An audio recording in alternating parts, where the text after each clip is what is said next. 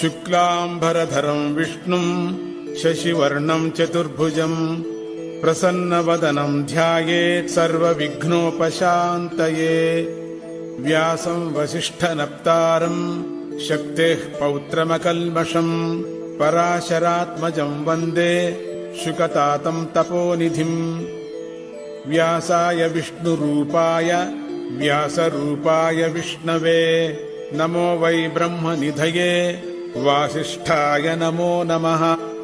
अविकाराय शुद्धाय नित्याय परमात्मने सदैकरूपरूपाय विष्णवे सर्वजिष्णवे। यस्य स्मरणमात्रेण जन्म संसारबन्धनात् विमुच्यते नमस्तस्मै विष्णवे प्रभविष्णवे। ॐ नमो विष्णवे प्रभविष्णवे। सच्चिदानन्दरूपाय कृष्णाय क्लिष्टकारिणे नमो वेदान्तवेद्याय गुरवे बुद्धिसाक्षिणे। कृष्णद्वैपायनं व्यासं सर्वलोकहिते रतं वेदान्तभास्करं वन्दे शमादिनिलयं मुनिम्। सहस्रमूर्तेः पुरुषोत्तमस्य सहस्रनेत्राननपादबाहोः सहस्रनाम्नां स्तवनं प्रशस्तं निरुच्यते जन्मजरादिशान्त्यै। श्रीवैशम्पायन उवाच श्रुत्वा धर्मानशेषेण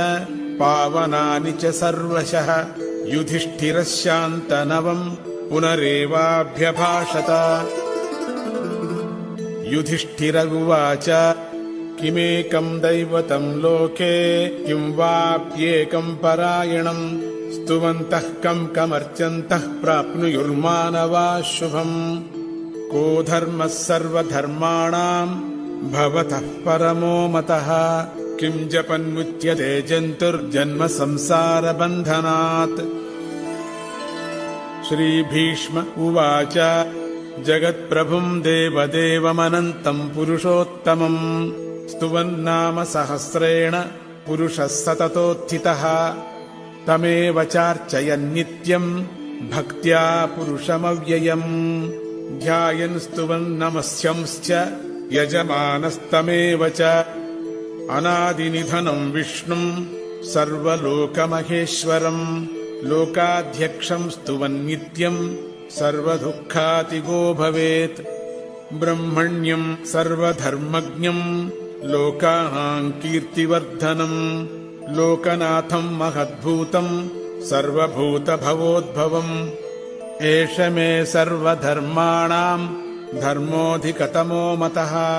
यद्भक्त्या पुण्डरीकाक्षं स्तवैरर्चेन्नरः सदा। परमं यो महत्तेजः परमं यो महत्तपः परमं यो महद्ब्रह्म परमं यः परायणम्। पवित्राणां पवित्रं यो मङ्गलानां च मङ्गलम् दैवतं देवतानां च भूतानां यो व्ययः पिता। यतः सर्वाणि भूतानि भवन्त्यादियुगागमे यस्मिंश्च प्रलयं यान्ति पुनरेव युगक्षये। तस्य लोकप्रधानस्य जगन्नाथस्य भूपते विष्णोर्नाम सहस्रं मे शृणु पापभयापहम्। यानि नामानि गौणानि विख्यातानि महात्मनः ऋषिभिः परिगीतानि तानि वक्ष्यामि भूतये। ऋषिर्नाम्नां सहस्रस्य वेदव्यासो महामुनिः छन्दोनुष्टुप् तथा देवो भगवान् देवकीसुतः। अमृतांशोद्भवो बीजं शक्तिर्देवकीनन्दनः त्रिसामा हृदयं तस्य शान्त्यर्थे विनियुज्यते। विष्णुं जिष्णुं महाविष्णुं प्रभविष्णुं महेश्वरम् अनेकरूपदैत्यान्तं नमामि पुरुषोत्तमम्। अस्य श्रीविष्णोर्दिव्यसहस्रनामस्तोत्रमहामन्त्रस्य श्रीवेदव्यासो भगवान् ऋषिः अनुष्टुप् छन्दः श्रीमहाविष्णुः परमात्मा श्रीमन्नारायणो देवता अमृतांशूद्भवो भानुरिति बीजम् देवकीनन्दनः सृष्टेति शक्तिः उद्भवः क्षोभणो देव इति परमो मन्त्रः शङ्खभृन्नन्दकी चक्रीति कीलकम् शार्ङ्गधन्वा गदाधर इत्यस्त्रम् रथाङ्गपाणिरक्षोभ्य इति नेत्रम् त्रिसामा सामगः सामेति कवचम् आनन्दम् परब्रह्मेति योनिः ऋतुः सुदर्शनः काल इति दिग्बन्धः विश्वरूप इति ध्यानम् श्रीमहाविष्णुप्रीत्यर्थे पारायणे विनियोगः ध्यानम्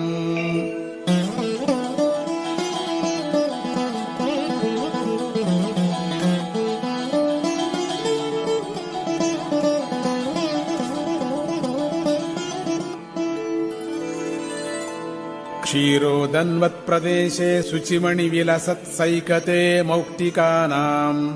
मालाक्लुप्तासनस्थस्फटिकमणिनिभैर्मौक्तिकैर्मण्डिताङ्गः शुभ्रैरभ्रैरदभ्रैरुपरि विरचितैर्मुक्तपीयूषवर्षैः आनन्दीनः पुनीयादरिनलिनगदा शङ्खपाणिर्मुकुन्दः भूः पादौ यस्य नाभिर्वियदसुरनिलश्चन्द्रसूर्यौ च नेत्रे कर्णावासा शिरोद्यौर्मुखमपि दघनो यस्य वास्तेयमब्धिः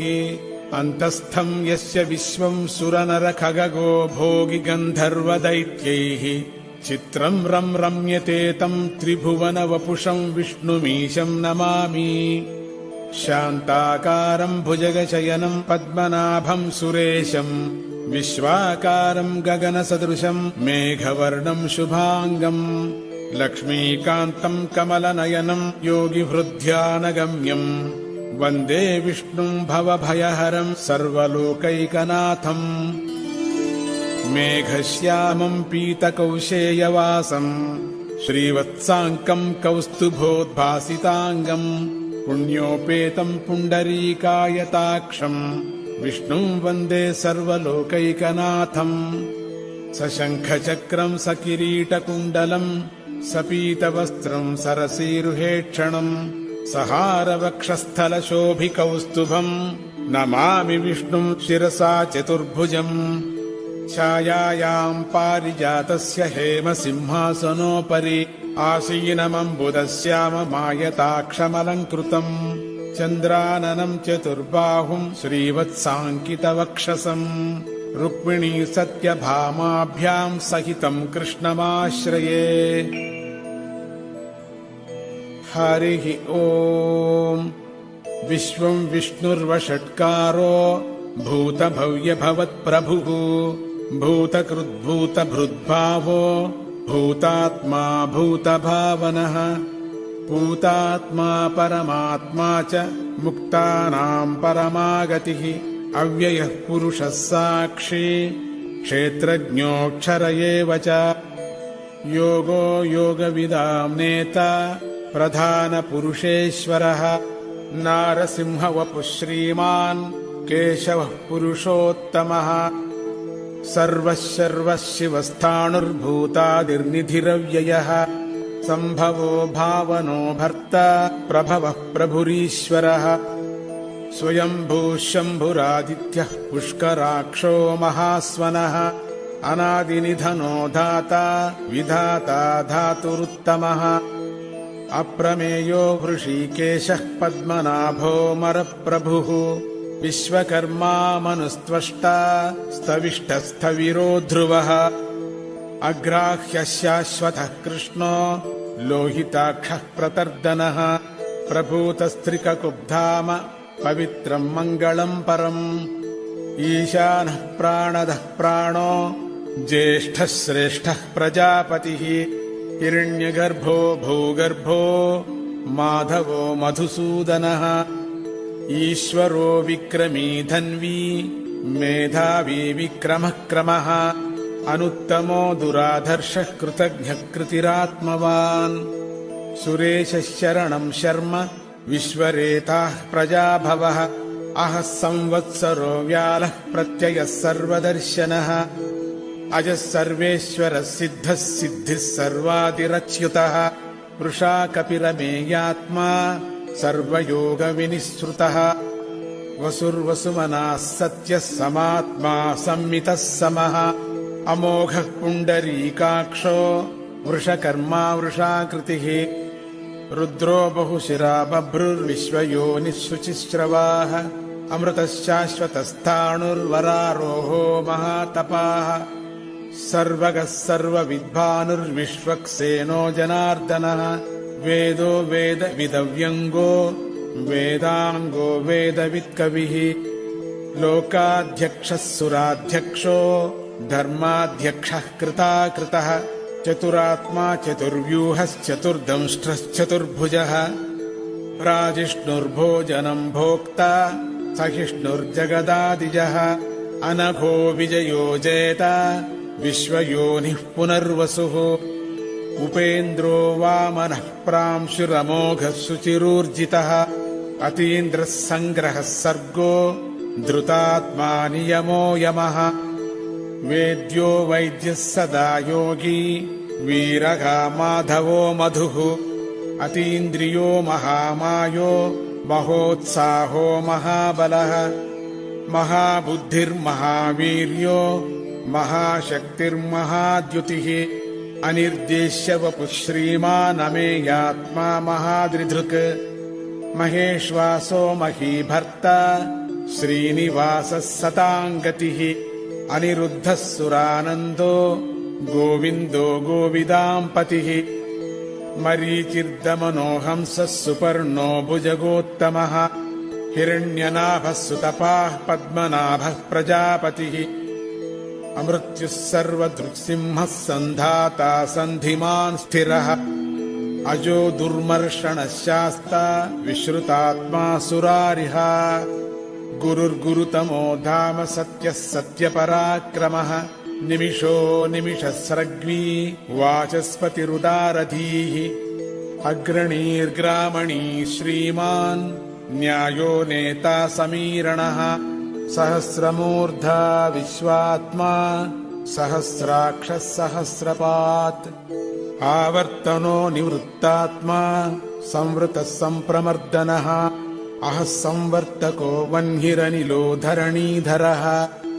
सुप्रसादः प्रसन्नात्मा विश्वधृग्विश्वभुग्विभुः सत्कर्ता सत्कृतः साधुर्जह्नुर्नारायणो नरः असङ्ख्येयो प्रमेयात्मा विशिष्टः शिष्टकृच्छुचिः सिद्धार्थः सिद्धसङ्कल्पः सिद्धिदः सिद्धिसाधनः वृषाही वृषभो विष्णुर्वृषपर्वा वृषोदरः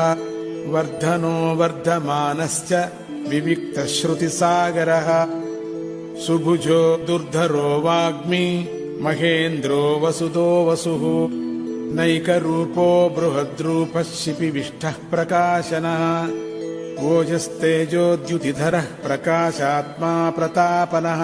रुद्धः स्पष्टाक्षरो मन्त्रश्चन्द्रांशुर्भास्करद्युतिः अमृतांशूद्भवो भानुः शशबिन्दुः सुरेश्वरः औषधम् जगतः सेतुः सत्यधर्मपराक्रमः भूतभव्यभवन्नाथः पवनः पावनो नलः कामः कामकृत्कान्तः कामः कामप्रदः प्रभुः युगादिकृद्युगावर्तो नैकमायो महाशनः अदृश्यो व्यक्तरूपश्च सहस्रजिदनन्तजित् इष्टो विशिष्टः शिष्टेष्टः शिखण्डी नहुषो वृषः क्रोधः क्रोधकृत्कर्ता विश्वबाहुर्महीधरः अच्युतः प्रथितः प्राणः प्राणदो वासवानुजः अपां निधिरधिष्ठानमप्रमत्तः प्रतिष्ठितः स्कन्दस्कन्दधरो धुर्यो वरदो वायुवाहनः वासुदेवो बृहद्भानुरादिदेवः पुरन्दरः अशोकस्तारणस्तारः शूरः शौरिर्जनेश्वरः अनुकूलः शतावर्तः पद्मी पद्मनिभेक्षणः पद्मनाभोरविन्दाक्षः पद्मगर्भः शरीरभृत् महर्धिर्रुद्धो वृद्धात्मा महाक्षो गरुडध्वजः अतुलशरभो भीमः समयज्ञो हविर्हरिः सर्वलक्षणलक्षण्यो लक्ष्मीवान् समितिञ्जयः विक्षरो रोहितो मार्गो हेतुर्दामोदरः सहः महीधरो महाभागो वेगवानमिताशनः उद्भवः क्षोभणो देवः श्रीगर्भः परमेश्वरः करणं कारणं कर्ता विकर्ता गहनो गुहः व्यवसायो व्यवस्थानः संस्थानस्थानदो ध्रुवः परर्धिः परमस्पष्टस्तुष्टः पुष्टः शुभेक्षणः रामो विरामो विरतो मार्गो नेयो नयो नयः वीरः शक्तिमतां श्रेष्ठो धर्मो धर्मविदुत्तमः वैकुण्ठः पुरुषः प्राणः प्राणदः प्रणवः पृथुः हिरण्यगर्भः शत्रुघ्नो व्याप्तो वायुरधोक्षजः ऋतुः सुदर्शनः कालः परमेष्ठी परिग्रहः उग्रः संवत्सरो दक्षो विश्रामो विश्वदक्षिणः विस्तारस्थावरस्थाणुः प्रमाणं बीजमव्ययम् अर्थोऽनर्थो महाकोशो महाभोगो महाधनः अनिर्विण्णस्थविष्ठो भूर्धर्मयूपो महामखः नक्षत्रनेमिर्नक्षत्री क्षमः क्षामः समीहनः यज्ञयुज्यो महेज्यश्च क्रतुः सत्रं सतां गतिः सर्वदर्शी विमुक्तात्मा सर्वज्ञो ज्ञानमुत्तमम् सुव्रतः सुमुखः सूक्ष्मः सुघोषः सुखदः सुहृत् मनोहरो जितक्रोधो वीरबाहुर्विदारणः स्वापनः स्ववसो व्यापी नैकात्मा नैककर्मकृत् वत्सरो वत्सलो वत्सी रत्नगर्भो धनेश्वरः धर्मगुब्धर्मकृद्धर्मे सदसत्क्षरमक्षरम् अविज्ञाता सहस्रांशुर्विधाता कृतलक्षणः गभस्तिनेमिः सत्त्वस्थः सिंहो भूतमहेश्वरः आदिदेवो महादेवो देवेशो देवभृद्गुरुः उत्तरो गोपतिर्गोप्ता ज्ञानगम्यः पुरातनः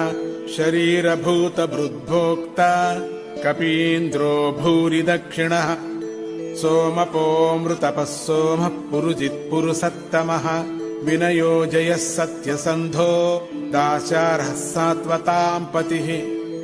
जीवो विनयिता साक्षी मुकुन्दो मितविक्रमः अम्भो निधिरनन्तात्मा महोदधिशयोऽन्तकः अजो महार्हः स्वाभाव्यो जितामित्रः प्रमोदनः आनन्दो नन्दनो नन्दः सत्यधर्मा त्रिविक्रमः महर्षिः कपिलाचार्यः कृतज्ञो मेदिनीपतिः त्रिपदस्त्रिदशाध्यक्षो महाशृङ्गः कृतान्तकृत् महावराहो गोविन्दः सुषेणः कनकाङ्गदी गुह्यो गभीरो गहनो गुप्तश्चक्रगदाधरः वेधास्वाङ्गो जितः कृष्णो दृढः सङ्कर्षणोच्युतः वरुणो वारुणो वृक्षः पुष्कराक्षो महामनाः भगवान् भगः नन्दी वनमाली हलायुधः आदित्यो ज्योतिरादित्यः सहिष्णुर्गतिसत्तमः सुधन्वाखण्डपरशुर्दारुणो द्रविणप्रदः दिवस्पृक् सर्वदृग्व्यासो वाचस्पतिरयो निजः त्रिसामा सामगः साम निर्वाणं भेषजं भिषक् सन्न्यासकृच्छमशान्तो निष्ठा शान्तिः परायणम् शुभाङ्गः शान्तिदः स्रष्टा कुमुदः कुवलेशयः गोहितो गोपतिर्गोप्ता वृषभाक्षो वृषप्रियः अनिवर्ती निवृत्तात्मा संक्षेप्ता क्षेमकृच्छिवः श्रीवत्सवक्षा श्रीवासः श्रीपतिः श्रीमतां वरः श्रीधः श्रीशः श्रीनिवासः श्रीनिधिः श्रीविभावनः श्रीधरः श्रीकरः श्रेयः श्रीमान् लोकत्रयाश्रयः स्वक्षस्वङ्गशतानन्दो नन्दिर्ज्योतिर्गणेश्वरः विजितात्मा विधेयात्मा सत्कीर्तिश्चिन्न संशयः उदीर्णः सर्वतः चक्षुरनीशः शाश्वतस्थिरः भूषयो भूषणो भूतिर्विशोकः शोकनाशनः अर्चिष्मानर्चितः कुम्भो विशुद्धात्मा विशोधनः अनिरुद्धो प्रतिरथः प्रद्युम्नो मितविक्रमः कालनेमिनिहा वीरः शौरिः शूरजनेश्वरः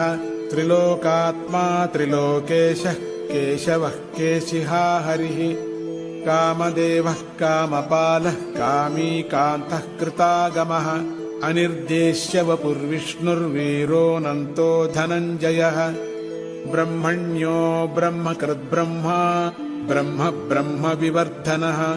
ब्रह्मविद्ब्राह्मणो ब्रह्मी ब्रह्मज्ञो ब्राह्मणप्रियः महाक्रमो महाकर्म महातेजा महोरगः महाक्रतुर्महायज्वा महायज्ञो महाहविः स्तव्यस्तवप्रियस्तोत्रम् स्तुतिस्तोतारणप्रियः पूर्णः पूरयिता पुण्यः पुण्यकीर्तिरनामयः मनोजवस्तीर्थकरो वसुरेता वसुप्रदः वसुप्रदो वासुदेवो वसुर्वसुमनाहविः सद्गतिः सत्कृतिः सत्ता सद्भूतिः सत्परायणः शूरसेनो यदुश्रेष्ठः सन्निवासः सुयामुनः भूतावासो वासुदेवः सर्वासु निलयो नलः दर्पः दर्पदो दृप्तो दुर्धरोऽथा पराजितः विश्वमूर्तिर्महामूर्तिर्दीप्तमूर्तिरमूर्तिमान् अनेकमूर्तिरव्यक्तः शतमूर्तिः शताननः एकोनैकः सवः कः किम् यत्तत्पदमनुत्तमम् लोकबन्धुर्लोकनाथो माधवो भक्तवत्सलः सुवर्णवर्णो हेमाङ्गो वराङ्गश्चन्दनाङ्गदी वीरः विषमः शून्यो कृताशीरचलश्चलः अमानीमानदो मान्यो लोकस्वामी त्रिलोकधृत् सुमेधा मेधजो धन्यः सत्यमेधाधराधरः तेजो वृषोद्युतिधरः सर्वशस्त्रभृतांवरः प्रग्रहो निग्रहो व्यग्रो नैकशृङ्गो गदाग्रजः चतुर्मूर्तिश्चतुर्बाहुश्चतुर्व्यूहश्चतुर्गतिः चतुरात्मा चतुर्भावश्चतुर्वेदविदेकपात् समावर्तो निवृत्तात्मा दुर्जयो दुरतिक्रमः दुर्लभो दुर्गमो दुर्गो दुरावासो दुरारिहा शुभाङ्गो लोकसारङ्गः सुतन्तुस्तन्तुवर्धनः इन्द्रकर्मा महाकर्मा कृतकर्मा कृतागमः उद्भवः सुन्दरः सुन्दो रत्ननाभः सुलोचनः अर्को वाजसनः शृङ्गी जयन्तः सर्वविजयी सुवर्णबिन्दुरक्षोभ्यः सर्ववागीश्वरेश्वरः महाह्रदो महागर्तो महाभूतो महानिधिः कुमुदः कुन्दरः कुन्दः पर्जन्यः पावनो निलः अमृताशोऽमृतवपुः सर्वज्ञः सर्वतोमुखः सुलभः सुव्रतः सिद्धः शत्रुजिच्छत्रुतापनः न्यग्रोधो दुम्बरो श्रद्धश्चाणूरान्ध्रनिषूदनः सहस्रार्चिः सप्तजिह्वः सप्तैधाः सप्तवाहनः अमूर्तिरनघोचिन्त्यो भयकृद्भयनाशनः अणुर्बृहत्कृशस्थूलो गुणभृन्निर्गुणो महान् अधृतस्वधृतस्वास्यः प्राग्वंशो वंशवर्धनः भारभृत्कथितो योगी योगीशः सर्वकामदः आश्रमश्रमणः क्षामः सुपर्णो वायुवाहनः धनुर्धरो धनुर्वेदो दण्डो दमयिता दमः अपराजितः सर्वसहो नियन्ता नियमो यमः सत्त्ववान् सात्विकः सत्यः सत्यधर्मपरायणः अभिप्रायः प्रियार्होर्हः प्रियकृत्प्रीतिवर्धनः विहाय सगतिर्ज्योतिः सुरुचिर्हुतभुग्विभुः रविर्विरोचनः सूर्यः सविता रविलोचनः अनन्तो हुतभुग्भोक्ता सुखदो नैकजोऽग्रजः अनिर्विण्णः सदामर्षि लोकाधिष्ठानमद्भुतः सनातनतमः कपिलः कपिरव्ययः स्वस्तिदः स्वस्तिकृत् स्वस्ति स्वस्तिभुक् स्वस्ति दक्षिणः अरौद्रः कुण्डलीचक्री विक्रम्यूर्जितशासनः शब्दातिगः शब्दसः शिशिरः शर्वरीकरः अक्रूरः पेशलो दक्षो दक्षिणः क्षमिणाम्बरः विद्वत्तमो वीतभयः पुण्यश्रवणकीर्तनः उत्तारणो दुष्कृतिः पुण्यो दुःस्वप्ननाशनः वीरः रक्षणः सन्तो जीवनः पर्यवस्थितः अनन्तरूपोऽनन्तश्रीर्जितमन्युर्भयापहः चतुरश्रो गभीरात्मा विदिशो व्यादिशो दिशः अनादिर्भूर्भुवो लक्ष्मीः सुवीरो रुचिराङ्गदः जननो जनजन्मादिर्भीमो भीमपराक्रमः आधारनिलयो धाता पुष्पहासः प्रजागरः ऊर्ध्वगः सत्पथाचारः प्राणदः प्रणवः पणः प्रमाणम् प्राणनिलयः प्राणभृत्प्राणजीवनः तत्त्वम् तत्त्वविदेकात्मा जन्ममृत्युजरातिगः भूर्भुवः स्वस्तरुस्तारः सविता प्रपितामहः यज्ञो यज्ञपतिर्यज्वा यज्ञाङ्गो यज्ञवाहनः यज्ञभृद्यज्ञकृद्यज्ञी यज्ञभुग्यज्ञसाधनः यज्ञान्तकृद्यज्ञगुह्यमन्नमन्नाद एव च आत्मयोनिः स्वयं जातो वैखानः सामगायनः देवकीनन्दनः स्रष्टा क्षितीशः पापनाशनः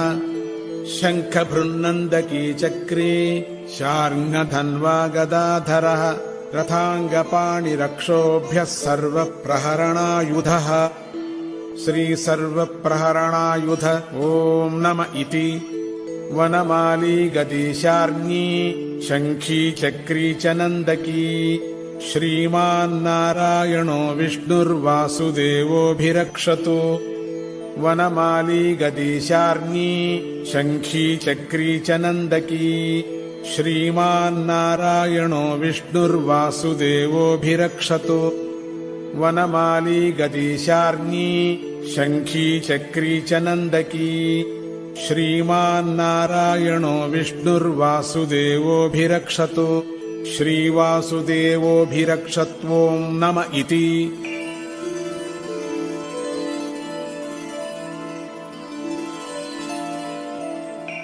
इतीदं कीर्तनीयस्य केशवस्य महात्मनः नाम्नां सहस्रं दिव्यानामशेषेण प्रकीर्तितम् य इदं शृणुयात् नित्यं यश्चापि परिकीर्तयेत् नाशुभं प्राप्नुयात् किञ्चित् सोमुत्रेह च मानवः वेदान्तगो ब्राह्मणः स्यात् क्षत्रियो विजयी भवेत् वैश्योधनसमृद्धः स्यात् शूद्रः सुखमवाप्नुयात् धर्मार्थी प्राप्नुयात् धर्ममर्थार्थी चार्थमाप्नुयात् कामानवाप्नुयात् कामी प्रजार्थी चाप्नुयात् प्रजाम् भक्तिमान् यः सदोत्थाय शुचिस्तद्गतमानसः सहस्रं वासुदेवस्य नाम्नामेतत् प्रकीर्तयेत् यशः प्राप्नोति विपुलम् याति प्राधान्यमेव च अचलां श्रियमाप्नोति श्रेयः प्राप्नोत्यनुत्तमम् न भयं क्वचिदाप्नोति वीर्यं तेजश्च विन्दति भवत्यरोगो द्युतिमान् बलरूपगुणान्वितः रोगार्तो मुच्यते रोगाद्बद्धो मुच्येत बन्धनात् भयान्मुच्येत भीतस्तु मुच्येतापन्न आपदः दुर्गाण्यतितरत्याशु पुरुषः पुरुषोत्तमम् स्तुवन्नाम सहस्रेण नित्यं भक्तिसमन्वितः वासुदेवाश्रयो मर्त्यो वासुदेवपरायणः सर्वपापविशुद्धात्मा याति ब्रह्म सनातनम् न वासुदेवभक्तानामशुभं विद्यते क्वचित् जन्म मृत्युजरा व्याधि भयं नैवोपजायते इमं स्तवमधीयानः श्रद्धा भक्तिसमन्वितः युज्येतात्मसुखक्षान्ति श्रीधृतिस्मृतिकीर्तिभिः न क्रोधो न च मात्सर्यं न लोभो नाशुभामतिः भवन्ति कृतपुण्यानां भक्तानां पुरुषोत्तमे द्यौस्स चन्द्रार्कनक्षत्रं खन्दिशो भूर्महोदधिः वासुदेवस्य वीर्येण विधृतानि महात्मनः ससुरासुरगन्धर्वं सयक्षोरगराक्षसं जगद्वशे वर्ततेदं कृष्णस्य सचराचरम् इन्द्रियाणि मनोबुद्धिः सत्त्वं तेजो बलं धृतिः वासुदेवात्मकान्याहुः क्षेत्रं क्षेत्रज्ञ एव च सर्वागमानामाचारः प्रथमं परिकल्पते आचारप्रभवो धर्मो धर्मस्य प्रभुरच्युतः ऋषयः पितरो देवा महाभूतानि धातवः जङ्गमञ्चेदं जगन्नारायणोद्भवम् योगो ज्ञानं तथा साङ्ख्यं विद्या शिल्पादिकर्म च वेदाः शास्त्राणि विज्ञानमेतत्सर्वं जनार्दनात् एको विष्णुर्महद्भूतं पृथग्भूतान्यनेकशः त्रीन् लोकान् व्याप्य भूतात्मा भुङ्क्ते विश्वभुगव्ययः इमं स्तवं भगवतो विष्णोर्व्यासेन कीर्तितम् पठेद्य इच्छेत् पुरुषः श्रेयः प्राप्तुं सुखानि च विश्वेश्वरमजं देवं